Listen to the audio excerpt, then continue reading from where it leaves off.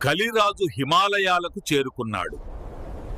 అతని రూపం చూసి పర్వతాలు వణుకుపోయాయి. ధర్మానంద,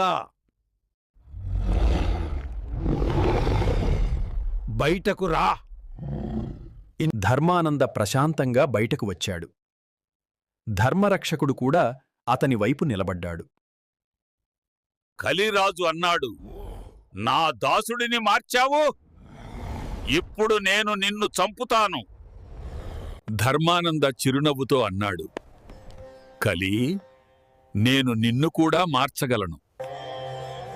కోపంతో తన నల్ల త్రిశూలాన్ని విసిరాడు.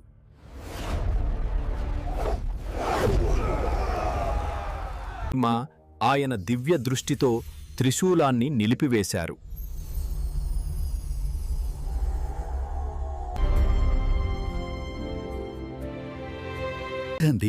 మనం మళ్ళీ రేపు కలుద్దాం.